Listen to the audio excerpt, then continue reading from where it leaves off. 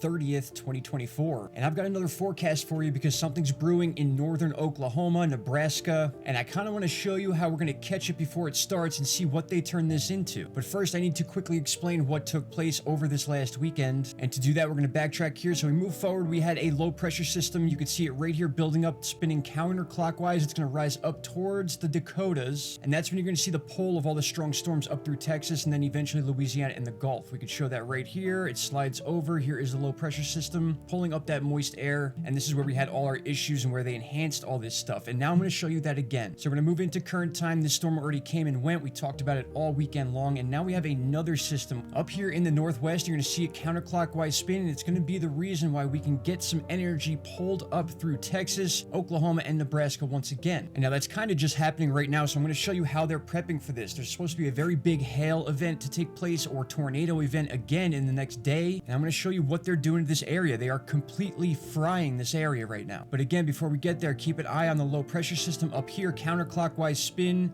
It's going to make its way towards the center of the country, and then that's when the back end of this 9, it usually forms a 9 shape, just like our storm from over the weekend did. It's almost a 9 symbol, the same as we get in nor'easters up in the northeast. So you always want to look below where the actual low pressure system is. So let's get out of this storm and into the new one. We can see it moving in from the northwest here. It's already pulling through Colorado in this area here, but that's going to make its way towards northern Texas and Oklahoma, and check out what they're doing. And we're going to go to the mosaic chart for that. Now take a look at northern Texas and Oklahoma. Over the last 8 hours, they've been lighting this sky up, charging it to, I don't know what kind of numbers, but this is insane. And this is exactly where they're expecting this event today and tomorrow. More so later on tonight and into tomorrow. So we have today to actually analyze this and see what they're doing. But look at these frequencies going on. And not only that, I'm going to prove to you that these are frequencies because you could see it in the cloud wave. But these distinct frequencies are coming from Texas and shooting from western Oklahoma down. So we do have crisscross beams going on in here. That's what you want to look out for. But take a look at these clouds. As I show you the sun coming up over Oklahoma and Texas, you could see the ripples in these clouds that these radar are creating. They're just stationary. The energy is just sitting there. So anything that then moves into this area, like the low pressure system that's going to pull that moisture up through Texas and Oklahoma, once that moisture gets here, it's going to explode into these big severe storms, hail, tornadoes, everything you think these storms can produce. And here are those rings you could see moving in all directions. And again, here we go. Watch it here on the mosaic chart. Everything from Texas all the way up through Oklahoma is being completely lit up in the sky. This is one of the big shots right here. This radar in Texas has launched a double beam, one here and one here, and then another wave frequency beam up here in Nebraska. This is the entire area that they are putting on alert for the severe weather system that's coming through. And one of the main things they're calling for is a big hail event. As I said earlier, if you go to the hail tab right here, you can see, look, a 30% chance within this area here, and it's all swinging up from Texas through Oklahoma, right where we saw them priming the sky, once again, just as they did last weekend. That's the hail number there. Here is the significant wind patterns. Again, pulling up, forming that 9 shape like a nor'easter would be on the northeast. Here's our tornado warning area, 5% within a 4 to 5 state radius. That's going to be interesting to watch. And then the categorical as a whole covers almost 20 million people within this storm range. Of course, we're going to be focusing from Oklahoma up through Iowa and the Dakotas, Minnesota, and now you know why. Keep an eye on this area all day today and tomorrow. It's being completely lit up. If we have some sort of significant hail event that they're calling out days ahead of time, you can pretty much guarantee you know why. They're making this happen. And I know that may seem very hard to believe for people that have never looked into this stuff before, but as soon as you look into it, it's as obvious as it can be that many of these storms are being manipulated. Not all of them. Some of them are let alone and just happen as they were supposed to happen, but these in particular, these storms are being affected by these radar systems for whatever means they have. Again, as I move frame by frame here, look at the ripples in these clouds in all different directions because those radar are shooting from Texas up, Oklahoma down, Nebraska down. They're creating this area of high energy that once that moisture hits it,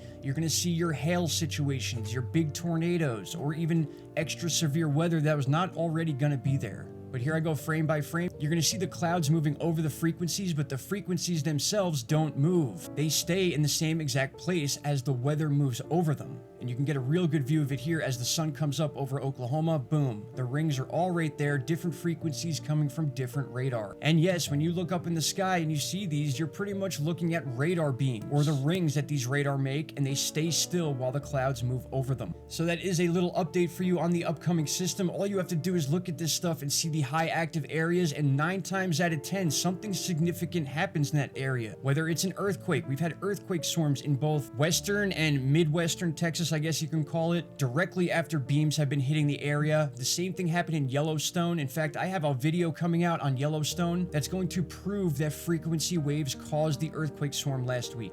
I could prove it beyond a reasonable doubt. You guys are really going to enjoy that video. But please, here's your heads up. Texas all the way through Oklahoma, Nebraska, Iowa, Arkansas, Missouri, you name it. This entire area, again, is being hit very hard, as you can see right here on your screen in front of your face. The question is, how long are people going to continue to deny it? All right, my friends, I appreciate each and every one of you. I'll have more content throughout the day. Please share this because you know why. Take care. Bye-bye. Stop right there, my friends. If you have not already, click that subscribe button and don't forget to hit the bell icon. Click all and you will get all notifications from this channel. And trust me, you won't be disappointed.